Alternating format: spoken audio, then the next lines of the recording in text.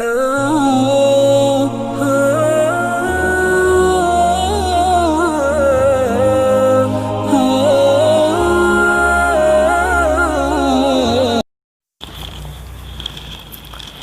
اللہ الرحمن الرحیم الحمدللہ والصلاة والسلام علی رسول اللہ۔ مسلمان کو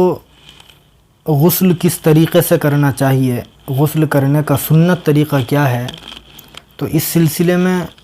بنیادی طور پر بخاری شریف کی دو روایتیں ہمارے سامنے ہیں۔ ایک حضرت عائشہ رضی اللہ تعالی عنہ کی ہے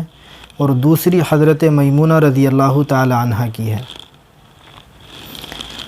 حضرت عائشہ رضی اللہ تعالی عنہ فرماتی ہیں کہ کان اذا اغتسل من الجنابۃ بدأ فغسل یدیہ ثم یتوضأ کما یتوضأ للصلاة ثم يدخل اصابعه في الماء فيخلل بها اصول شعره ثم يصب على رأسه 3 غرف بيديه ثم يفيض الماء على جلده كله، کہ جب رسول اللہ صلی اللہ علیہ وسلم غسل جنابت فرماتے تو سب سے پہلے اپنے ہاتھ کو دھوتے، پھر نماز کی طرح وضو فرماتے، پھر اپنی انگلیاں پانی میں ڈال کر اپنے بالوں کا خلال فرماتے، پھر 3 چلو پانی لے کر اپنے سر پر پانی ڈالتے اور پھر سارے بدن پر پانی بہاتے۔ اور حضرت میمونہ رضی اللہ تعالی عنہ کی روایت کے الفاظ یہ ہیں، وہ فرماتی ہیں کہ توضأ رسول اللہ صلی اللہ علیہ وسلم وضوءہ للصلاة غیر رجلیہ وغسل فرجہ وما اصابہ من الاذى ثم افاض علیہ الماء ثم نحى رجلیہ فغسلہما ہذہ غسلہ من الجنابہ، کہ نبی کریم صلی اللہ علیہ وسلم نے نماز کی طرح سے وضو فرمایا، البتہ اپنے پاؤں کو نہیں دھویا، پھر اپنے سطر اور اس کے ارد گرد کے حصے کو دھویا، پھر آپ نے سارے جسم پر پانی بہایا، پھر اپنی جگہ سے تھوڑا سا ہٹ کر آپ نے اپنے دونوں پیروں کو دھویا۔ اور فرماتی ہیں کہ اسی طریقے سے آپ صلی اللہ علیہ وسلم غسل جنابت فرمایا کرتے تھے۔ یہ دونوں روایتیں ہیں، اور ان دونوں روایتوں کے علاوہ اور دیگر روایات کو سامنے رکھ کر فقہا نے لکھا ہے کہ غسل کرنے کا سنت طریقہ یہ ہے کہ سب سے پہلے نیت کر کے بسم اللہ الرحمن الرحیم یا صرف بسم اللہ ہم پڑھیں اور دونوں ہاتھوں کو دھوئیں،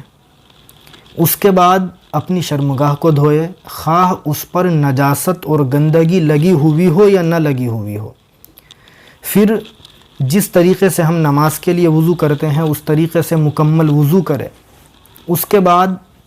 اپنے داہنے کندھے پر 3 مرتبہ پانی ڈالیں، پھر بائیں کندھے پر 3 مرتبہ پانی ڈالیں اور آخر میں اپنے سر پر 3 مرتبہ پانی کو ڈالیں۔ غسل کرتے وقت کچھ باتوں کو ہمیں خاص طور سے ملحوظ رکھنا چاہیے۔ سب سے پہلی بات یہ کہ بدن کو اور بدن کے تمام حصوں کو اچھے طریقے سے رگڑ کر کے دھونا چاہیے تاکہ اچھے طریقے سے صفائی ہو،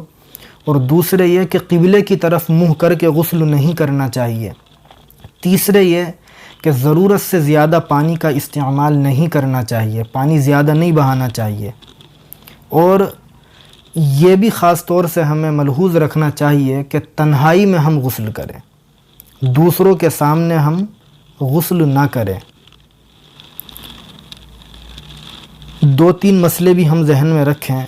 پہلا مسئلہ عورتوں کے لیے ہے، ہم اپنے گھروں پر اپنی ماؤں اور بہنوں کو بتلائیں